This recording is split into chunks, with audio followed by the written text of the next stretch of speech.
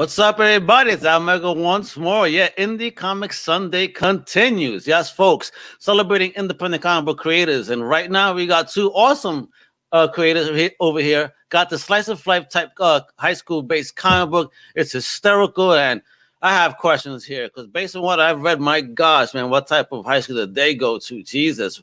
All right, let me introduce the two creators. First up, the one and only Adam G. Hey, thanks for having me. Yo, brother, what's going on? Where about? Let me introduce your partner, the one and only, also Mike V. How you guys doing? What's going on, fellas? Not much. Hey, pasa. All right, gentlemen. Thank you for coming on board on this happy Sunday, Indie Comic Sunday on Comic Crusaders podcast, vidcast. So let's talk here. Social studies.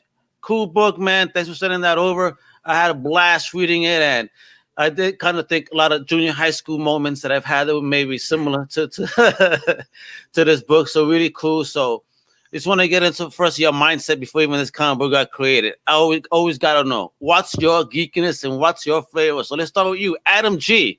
What is your flavor of geekiness? Where did you get to start into this wonderful world of comicdom?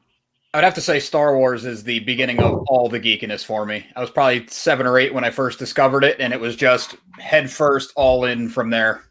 Never stopped. Which one was the one you discovered first?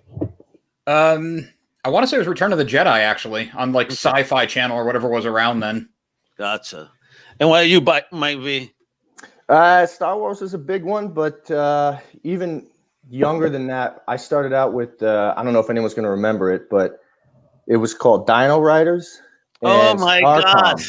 Yes. That's kind of a throwback there, but that got me into the sci-fi stuff. That got me into everything, and just like Adam knows, Star Wars it was and still is huge thing. So I can't believe he said Dino Riders. Man, look that I'm so up. glad you know that, though. No one else knows that. I know how you feel. There was this movie about this two-headed guy, and I said it was basically they put a white man's head on this black man's body. And I was telling people about the movie, and I only found one person that finally said, "Yeah, I remember that back in Channel 5 back in the day." And it's called The Thing with Two Heads. Wild movie from the 70s, bro. Look it up. It's one of the wildest movies. It's hysterical. It's just one of those movies. Like, oh my God, this is so bad. You can't stop watching. So, all right, man. So the journey. How did you guys meet in order to establish? I mean, you guys been lifelong friends. What? How did you guys team up? Yeah. Well, it kind of rolls into the comic, but of how some of the characters meet. But we met in 9th grade. It was in upstate New York. In New Yorkers. Where? Yeah. Right. Yep, Shenandoah High School. And I had just sat down in Earth Science. And Adam, I think you showed up, a minute or two late? I was late. Yeah, just so like in the comic. No seats left, except for me, next to me in the back of the room. Adam comes in, sits down. We got about halfway through the class, and naturally, I'm sitting there drawing the whole time because, I'm not paying attention to anything. And he happened to look over and notice, what was it, StarCraft I was drawing? StarCraft, yeah. Yeah, I was drawing a character from StarCraft, and he knew it, asked me about it. We just got to talking there when it's been, 21 years now? We've been best friends since then. So, yeah, wow. Like 98 or 99. Yeah. Wow, nice to maintain a friendship that long, man. Yeah. So, So, all right, so did the journey to want to create something start back then, or was it something that came on later in life where you guys said, yo, you want to take a dab at this? It was pretty much then. We would draw comics. Like I would draw a comic and hand it to him, and he'd take it to his next class, and then he'd draw something funny, hand to me, and then we'd hand it to our other friends, and it was just kind of a way of pass time in school. Around Robin of art, around Robin of comics. So yeah. And then we started like actual storylines and following through, and like looking back at them, the storylines they're absurd. They're not good. We were 14 years old. But it was never something that ever fully went away, even though it wasn't like, let's sit down, write a script, structure it. That just came probably 2-3 years ago. We said, let's take a real swing at this thing. What was the inspiration that made you take that swing? Was there something particular that said, let me do it now? What happened in that moment when you guys decided to take the initial step? And did you take any educational steps towards it, or were you aware of what to do already? Well, we kind of both had a separate journey on that, even though we never fell out of contact.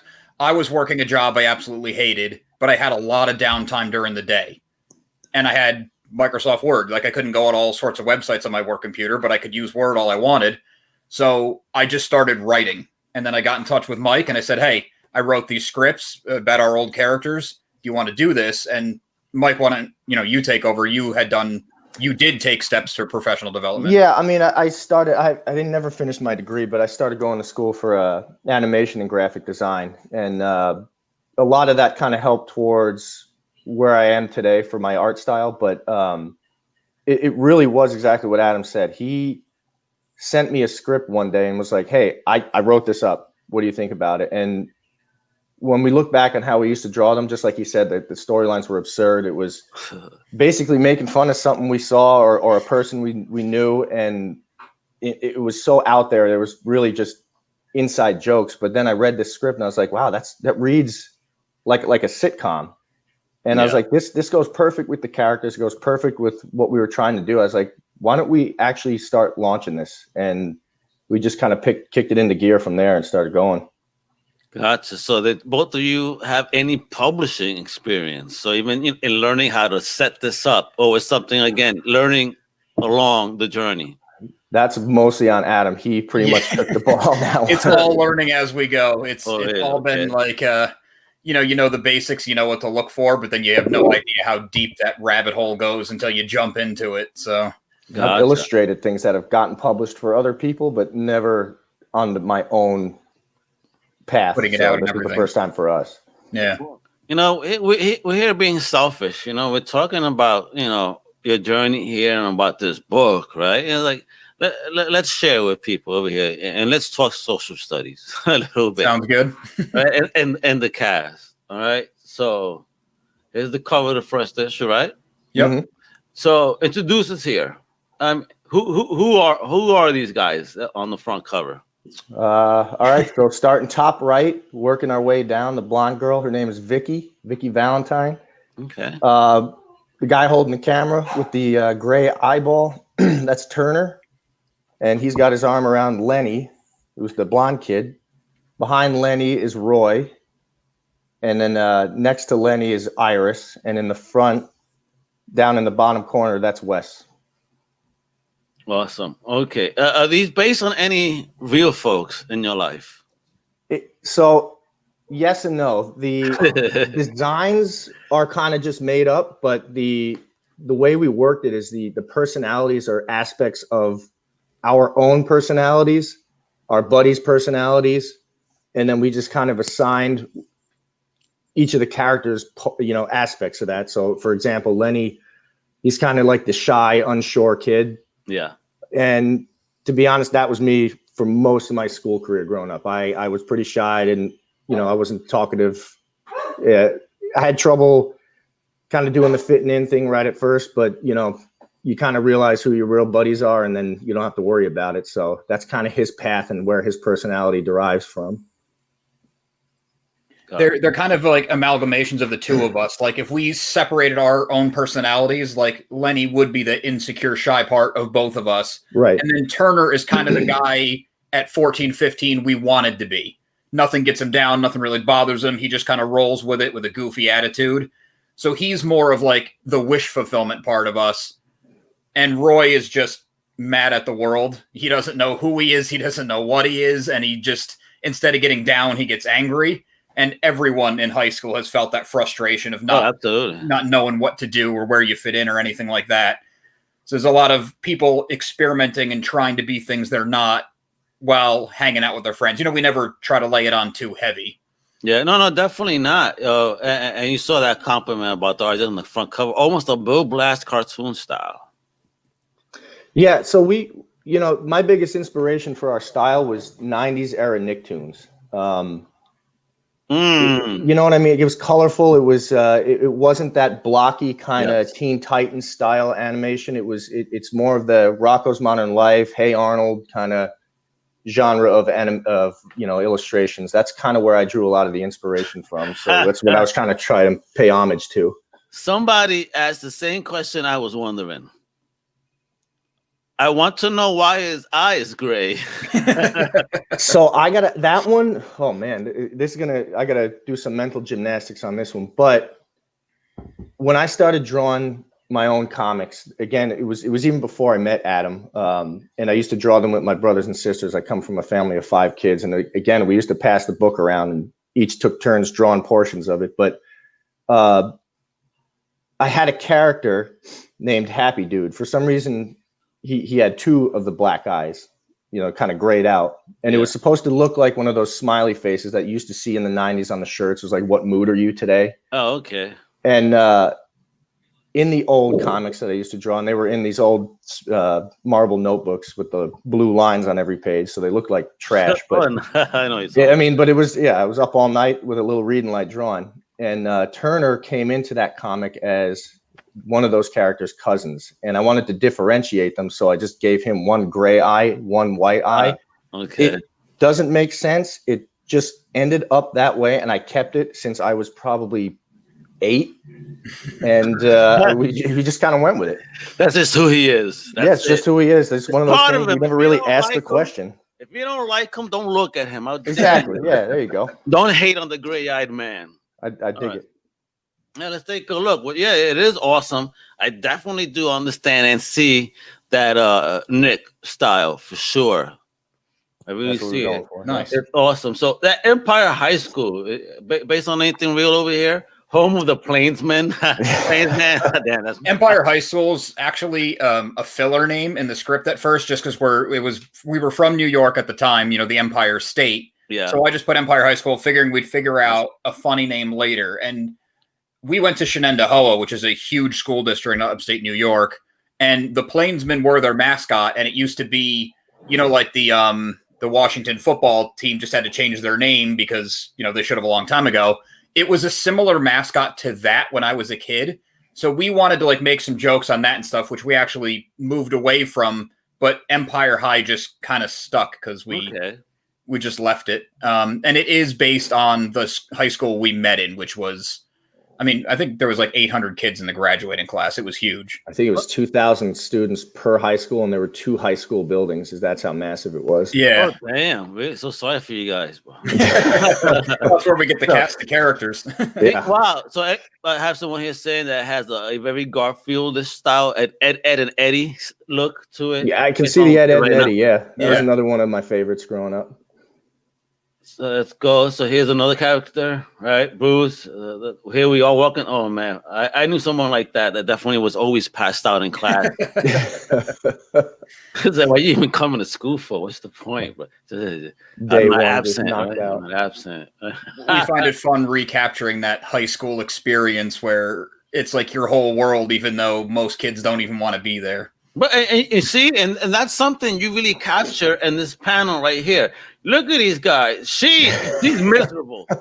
And he's like, oh God, like when's lunch? You know what I mean? Yeah, exactly. And this poor guy hasn't gotten picked on yet with those teeth. What happened? He's looking around like, oh God, it's gonna mess with me, bro. He's waiting for it. It's around the corner. Yeah, but you did capture that, I think, really well. That definitely. And yep, there's always that a-hole. This is from the second issue. I kind of want to give you a sneak of peek where it's going. Yeah. Oh my guys! Spoiler alerts here, sneak peeks. That's no wonder. I didn't see the scene in the first issue. Awesome. All right, so we meet another jerk here, right? Because he wasn't there, right? No, this guy's brand new for the second issue. The setup is basically these 2 guys hate the school. They hate any school spirit, and all their friends are going to the homecoming game, and they absolutely refuse to go.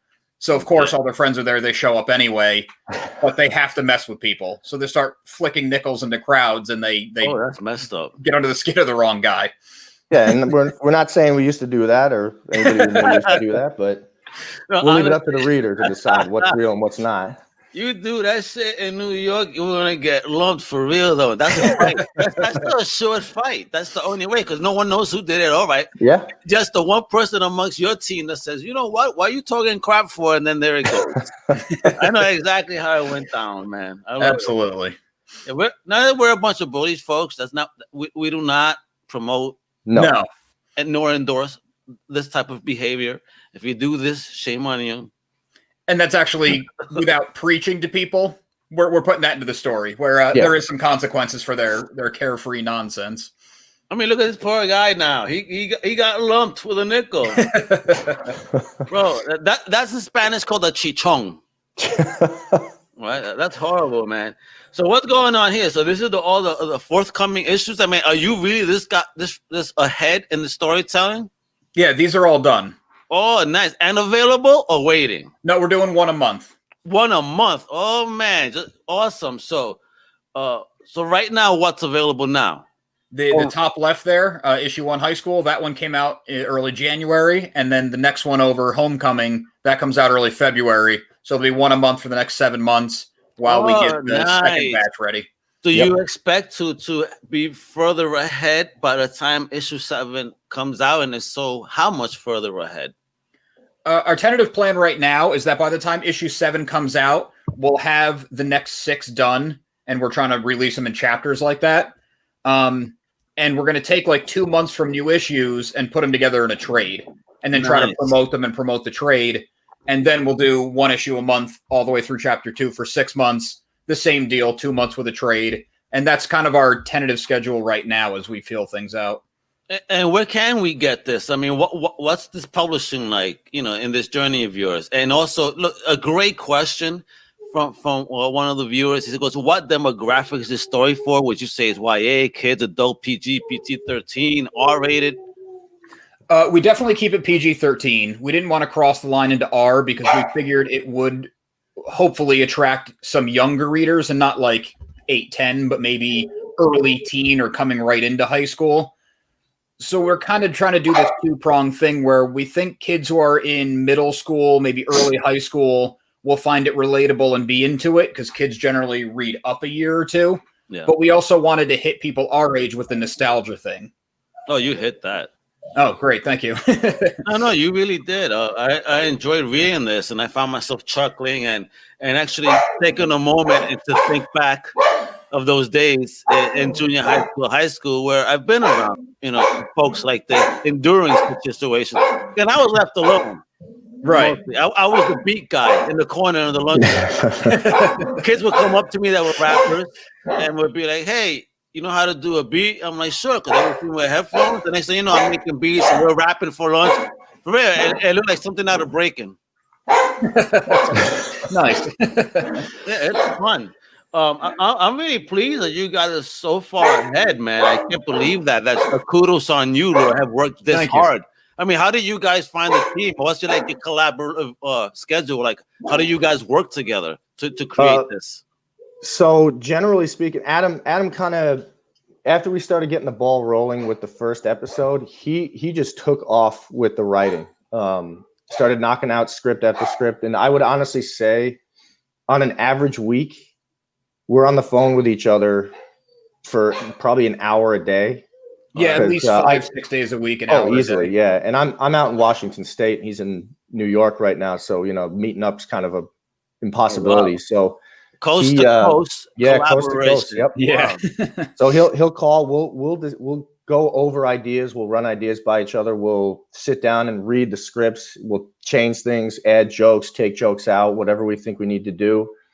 And then when we kind of get a script to a final point, I'll do the penciling and the inking, and then I send the inked pages over to him, and Adam actually does the coloring and the speech bubbles and all the actual wording on it. So it works out pretty easily. We just kind of share the ideas back and forth. And do you think that's one of the keys to sort of successful teamwork, is that amount of communication? Oh yeah, absolutely. Yeah. And there's a lot of times where we'll talk for an hour and a half, and we might not even tackle like a specific issue we're stuck on or a specific plot point, but it'll generate 5 storyline ideas for 5 other comics, because every comic, well, most of them kind of have 2 storylines. The A story, which is like the main focus, and then your B with some of the side stuff going on, and we try to have them meet up in the end. Really writing it like a sitcom, but just talking that much and keeping it going. Like there's never a time where I'm like, oh, I don't have anything new to tell him, so I'm not going to call him today, because then you get stale. Yeah.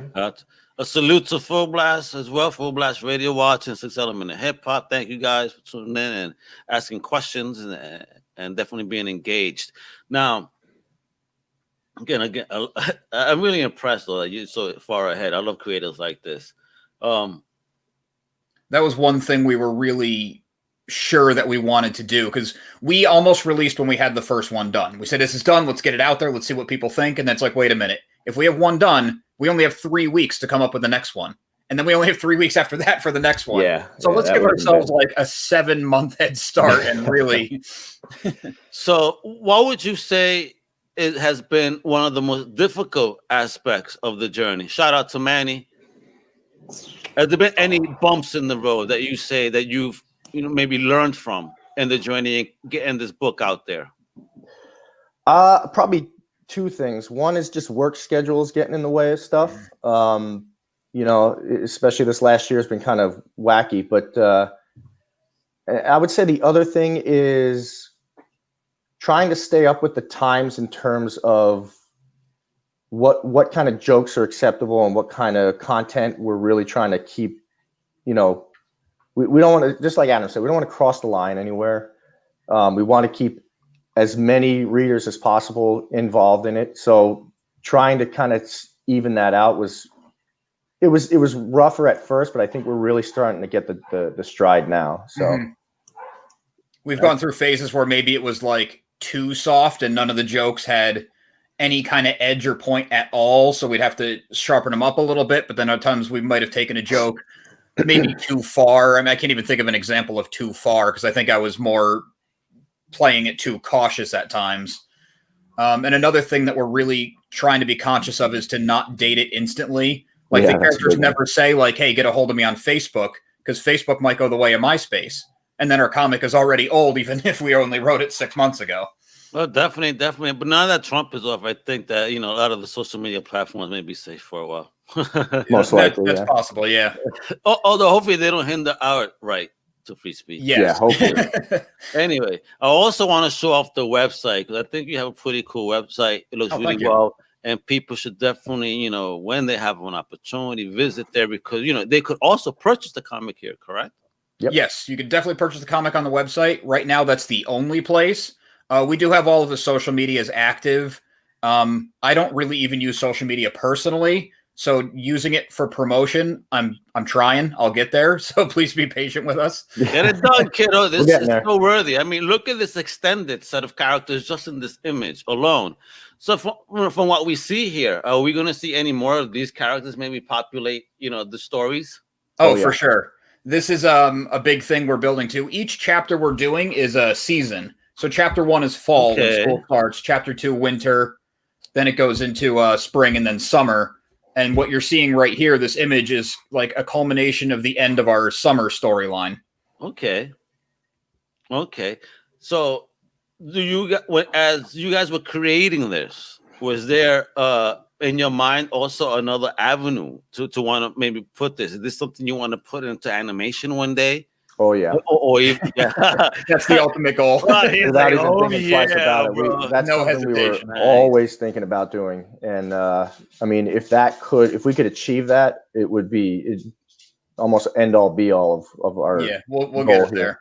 We're actually working on some basic 2D animation, like 3 to 5 minute skits that we're going to try to be putting out on YouTube. We just don't want it to get in the way of making the actual comic. No, definitely. The comic first, please. Definitely show love to the comics, and don't change the comic from the comic to the show, please. No, unless you want to throw one of those twists like Walking Dead does. See, I like what Walking Dead does. They say we just don't want to ruin it for the reader by keeping a lot of the things the same. So, and I understood that when they said that. I was like, okay, if you do this, would you keep it true to the comic? Yes, and we actually discussed that too. We said if for some reason in the near future this took off and somebody picked it up and said we're going to turn this into a show, we are still going to be producing the comics, even as the show is produced. And I mean, I know I'm not trying to sound arrogant or anything like that, but we already discussed and we said this isn't going to be okay. We sold it off and that's the end of it. We're going to stay as involved as humanly possible, and we're going to continue with the drawing this out and just doing what we're doing right now. And similarly, but on the opposite side, we said it doesn't matter if one person is reading this. We have our outline to take our characters all through high school, and then a kind of where are they now thing. Those are all coming out regardless. Yep. Really? It's the way. Oh man, wait a minute. You gotta just drop in spoilers here. Salute to Brother Dragon over here. What do you mean? Where are they now? So, how much into the future are you gonna go with that scenario? That we're not too concrete on, because when we get there, when we get to that point, if we're still having a great time doing it, because right now we're having a ton of fun. We've never talked so much since we were 14 years old. Yeah. We might just carry them into their 20s and 30s and go beyond high school. Oh, nice, man. Great. And then it'll be about them being in an old folks' home. Yeah. If we can get to that point, that'd be great. Yeah. You should just start pushing it. Thank you. Characters that will actually age in comics. Folks, you hear this? Independent creators, they're going to age their characters. We're going to see actual growth and not them reboot themselves back into junior high school at some point. Nope, never. Exactly. So, have you, okay, what if there's a breakout character? Will you ever kind of put a pinpoint focus onto a particular character? Has there ever been something discussed? Like, yeah, the main focus is going to be X character onto maybe something of its own. And an expanded universe type of feel. Have you ever thought on that angle? We are actually pretty conscious. We keep an outline of all of our storylines. And if we go through our outline, we say, okay, chapter 2, this focuses on Turner. The B story focuses on Wesley. Then the next one's Iris. And if we go like 3-4 issues and like, oh, Roy hasn't showed up, we shuffle something around. We try to give everybody really equal time. Oh, okay. One thing we're really trying to do is our female characters in the beginning don't get as many stories as the male, and that was not by design. It's just we were not 14-year-old girls, we were 14-year-old guys, so that's our experience. But for people looking for the female-centric stories, they are definitely there. They're not too far off. We're trying to be really conscious of keeping everybody on equal footing. And we're also trying not to the female characters aren't going to exist solely to like a guy character. They're going to have their own personalities. They're going to have their own struggles and their own comedy and all that kind of stuff. We see that in issue 1 with a particular scene in Victoria's Secret, which is really right. funny. Exactly. But let me ask then, being male creators and a male creative team, trying to bring a female perspective to the comic. I mean, do you have ladies in your life where you kind of ask them questions and dig into, like, hey, and do they check you? Like, no, you have it way wrong. Are you nuts? Has that ever happened? Not so much, but yeah. Well, one part of it is when we write like a female character storyline, like say Iris. Iris is into martial arts, and I don't want to go too far to spoilers way ahead of time. But when we write Iris's martial arts story, we don't have to write Iris as a woman in martial arts. We just write Iris as a martial arts. It doesn't matter what her gender is. She's doing a martial art. But then, like you said in the first issue with the Victoria's Secret thing, that very thing happened to my wife, and she told me about it. I'm like, that's hilarious. I'm sticking it in. No way. Are you serious? Yeah. Hysterical. Guys, I'm not spoiling it for you. You guys got to get the comics. It's really funny because I know one of my boys embarrassed me when we were kids at a Victoria's Secret. He said, oh, let's go here. It's probably chicks in there. I want to get boxes anyway. When he saw the price of boxes at $30, he says out loud, with many women around, $30 to put pee stains on them. Are you nuts? Man, I turned so red. And I was like, I don't know this guy. Because everybody broke their neck. Like, who said that? Oh, my God. Embarrassing. So yeah, I felt the pain of that character. Let me tell you, in that scene, even though that accusation was way worse. Yeah. I mean, you also captured a perfect Karen as well there. So that's exactly what we're going for. Was this pre-Karen days or in the pre-Karen moment, in the post-Karen moment? The funny thing is, I want to say it was pre, because when we first started, because the Karen thing's been 2 years or so. Kind of a big thing, and I think we started this about 3 years ago. Yeah. So look at this, man. They existed back then. We just didn't have a name.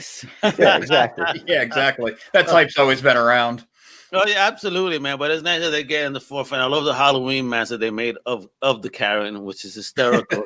But whoever that mold was made from was going to be very upset, I'm sure. Yeah, really. So what else can we look forward to then? And the salute to Mick, thanks for tuning in as well. So what else can we look to in the future of social studies with you guys? Well, we're very much writing it like a sitcom. So as much as we're never going to be preaching to people or like, this is our message and beat you over the head with it. But we do get into some heavier character development. And whenever we get a heavy, we try to counter it with the B story with making it even more goofy. So people aren't like depressed reading a comic book. But, you know, there's some real world stuff in there. I guess I should leave it at that. So real world stuff. And then, you know, kind of what I said before, a lot of the stuff, I'm going to leave it up to the reader, but some stuff really actually happened. Kind of like Adam was saying, like the Victoria's Secret thing. So we're drawn from actual experiences, actual nonsense we did. So wait a minute, we made up. One of you guys get bullied on that level, like that, like on the things that happen here? You know, being the new kid in school, for example. Yeah. Oh, yeah. Well, I would have been fighting. I would have been kicked out week one, son. You know, I was kind of a scrawny kid back then, though, and I had an older brother, so you know, I could take it pretty well. But so makes saying a salute to you guys and a hello. Yeah, that's something else that kind of split off, where before I met Mike and then by extension his brother, I didn't really have that core tight group of friends. So I was always the scrawny outsider kid who was easy to get picked on. And Mike, by the time I met you, how many schools had you been to? I mean, you guys moved a lot. Yeah, we did move around a lot. At that point, oddly enough, that was the first high school, but I went to 3 different high schools before I graduated. One of which was actually in Paris, France. Oh, wow, really? Yeah, so halfway through 10th grade, my dad got a position in the embassy, and the whole family moved out to France. And again, you know, time changes, all that kind of stuff. Yeah, exactly, yeah. But Adam and I stayed in touch, and we, on a regular basis, again, most people nowadays probably won't even remember this, but, you know, we were sending drawings back and forth through Instant Messenger, you know. Wow. I'd catch him on. Yeah, it was pre-social media, so all we had was AIM. Right, it'd be 9 o'clock at night, my time. I think it'd be like, you know, just after breakfast on Adam's time. It was like an 8-hour time difference or something. You know, we'd get each other for maybe 20 minutes, start sending whatever drawings we had back, get a good laugh out of it, and catch them online another day. What a friendship, man. That's awesome that even endured that. But look, right now, someone has a question. Says, how do I get a copy, and can I get it signed? Let them know. The copy, definitely socialstudiescomic.com. You can buy one there, and if you want it signed, we will find a way to make that happen for you. I'll probably sign one, mail it to Mike, he'll sign it, and then mail it to you. Absolutely. We'd be happy to do it. Yeah, absolutely. We appreciate you. We might have to wait a couple extra days, get both signatures, because like he said, we're, you know, totally different side of the country right now. You see, guys, right now, that's a, you know, that should make you guys think for a moment. Take 10 copies or so, you sign them, send him 10. He signs them. Idea. And just have them in stock, ready to go for when this happens. Like, that's a great idea. That is a really good idea. We should definitely do it instead of one-offs. Yeah, instead of one-offs. Take a pile, 10, 12 comics, a baker's dozen at 13. Get it done. Manny, thank you for inspiring that idea. Thank you, Manny. We're definitely going to be doing that. Thank you. Appreciate it. And you're definitely getting one.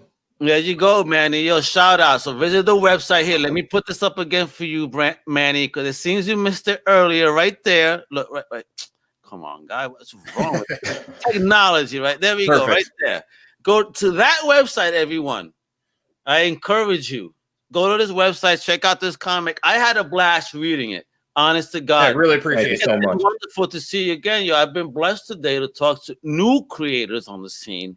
Folks that have these first-time projects and putting themselves out there on this level.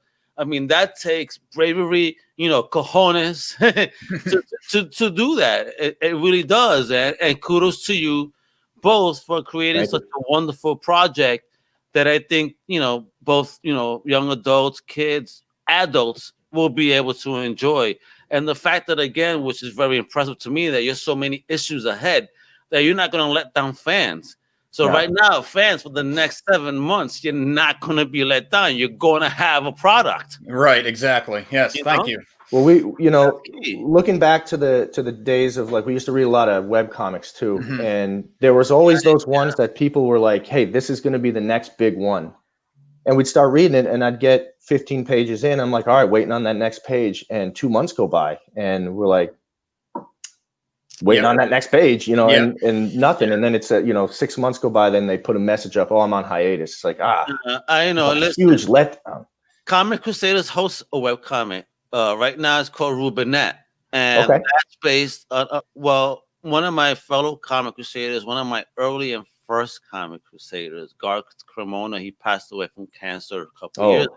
Sorry to hear that. When he was with us, he was doing a great webcomic series for us, OG, that he said, Al, I love you. I want to do something for you. So I'm doing this comic with Mike Kennedy.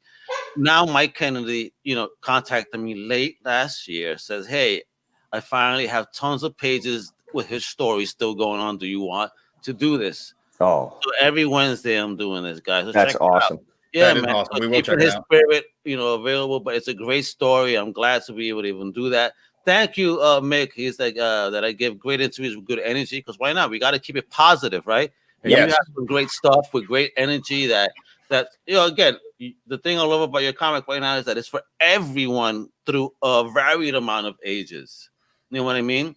That's kind of really our biggest focus. We want everybody to be able to read it, get a laugh, and enjoy it. So. Again, when you know, you said that they see the Nicktoons vibe, they see the Ed and Eddie. You know what I mean? So you're catching the old schoolers, and you're catching the new. I love that you picked up on that. I really do.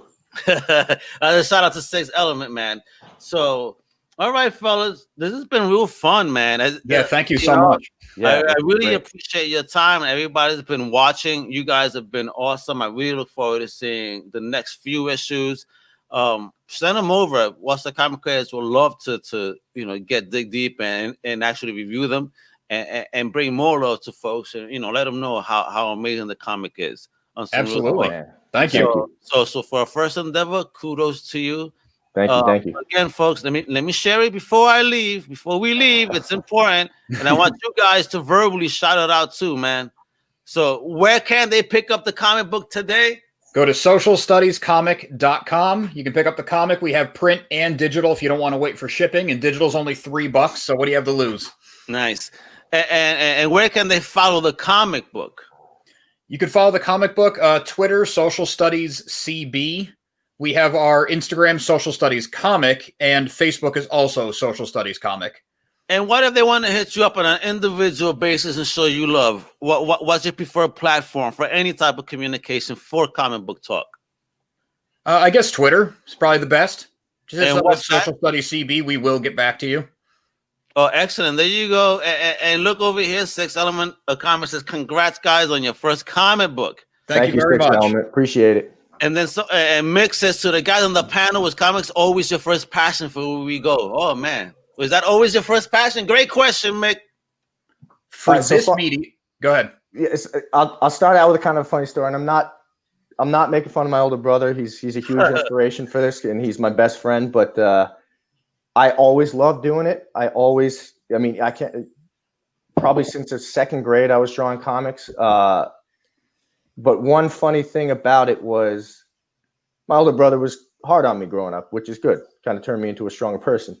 He used to make fun of me a lot for some of the drawings. And it got to the point where I had to hide in the house to draw the comics, because I knew he was snooping around looking for me. And I'm in a closet somewhere or behind a couch somewhere getting a panel or two done.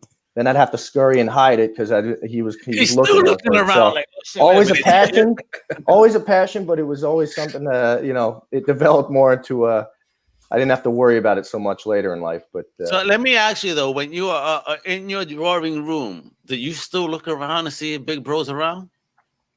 Every once in a while, I gotta look over my shoulder. He gets startled. He's not even on this post either, but I gotta look. And what about you, Adam?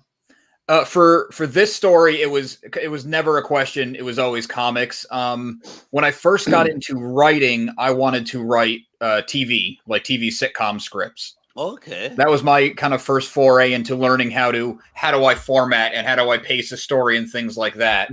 But then when I looped back to this comic, now I have a hard time writing anything else. Interesting. Gotcha. Check that out. All right. So you know what? I'm about to say goodbyes, but I want you to first, leave off with tips. So, what are your tips to any other independent creators out there trying to, put out their project? So right here, brother Mike, start with you. Do you have any tips for someone who's trying to put out their project out there? Absolutely.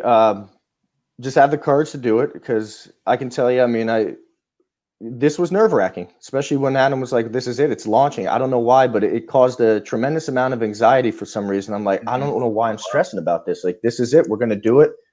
Go with the flow. Let the critics say what they're going to say. And you know what? If you enjoy doing it, then keep doing it. That's the biggest thing. You know, like Adam said, if one person read this, we would still do it because we enjoy it. We have fun doing it. It's an outlet. It's a stress reliever when there's nothing else going on. Sit down, do some drawing, get that kind of stuff done. Laugh about it with your best friend. If it's what you enjoy doing, it's what you enjoy doing, then do it. Practice your art.